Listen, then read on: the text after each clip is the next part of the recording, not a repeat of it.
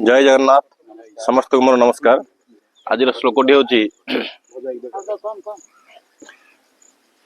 छायां न्यापि कुर्वन्ति तिष्ठन्ति स्वयं स्वयं तपे फलानापि परोर्थाय वृक्षः सप्त ऋषिव। अर्थात वृक्ष निजे खरा नहीं समस्त की छाया प्रदान करे एवं तार फल को पर उपकार से लगे थाए जमी सप्त ऋषि मान अन्यर भल पे सब करते गछ सेपरी करता है। जय जगन्नाथ।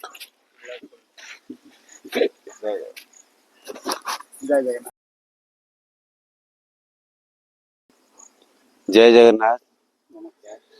आज गोटे छोट मोराल कथाटा कह मोराल स्टोरी थर गोटे पक्षी उड़ी उड़ी गला बेले गोटे बहुत बड़ गछरा थिला तार गोटे एमती गुंफा भाया था करोड़ थिला से भितर से माने आश्रय नवा गला गला को से गछ कहला नाई मु तुमको आश्रय देवेनि उड़ी जाओ अन्य जगह से पक्षी ता प्रति बहुत माने राग अभिमान कला कहला मते से आश्रय देलानी कहला दुखरे से पळेला परे आउ गोटे जगह गला परे आउ गोटे गछ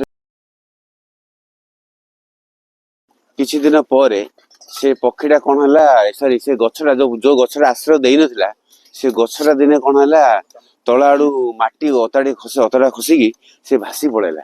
भासीला पर से पक्षी ताको कहूँ देखिल ना ये माटी अतड़ा खसे मोर मत न जगह दबार तू आज तू भासिक पड़ेलु ताको कंप्लेन कला अभियोग कला से गछ को बोली कहला को से गछ कहला भाई मुझे तुमको दे नथिली मो जगह आश्रय से मु जानी मोर चेर से स्ट्रंग नथिला मु आगु को भासी पड़ेबी मु भासी पड़े तमे मो सहित भासी पड़ो तुमर भी परिवार नष्ट हो से तुम साहाଯ୍य करने मु निजे तुमको आश्रय दे नी मत खराब भावनी कले एथु आम एति शिक्षा मोराल स्टोरी कि आम जन विषय किसी न जाणिकी ता विषय बेसी किसी कहीदेवाटा किसी माने उपयुक्त हबनी सब से आम तार विषयटा जाना पड़ो कि एक्चुअली कौन पाई सी आमको कहला कौन पाई।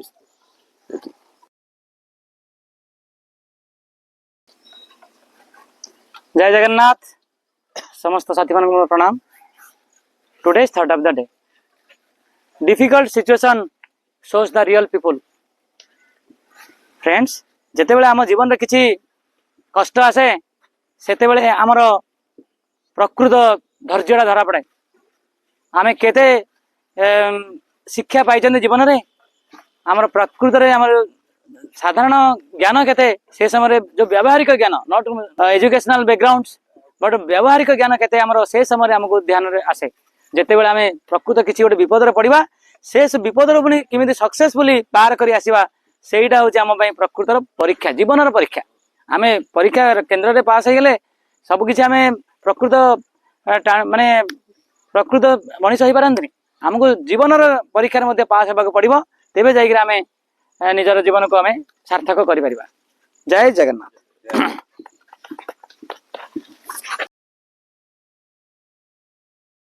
समस्त को नमस्कार।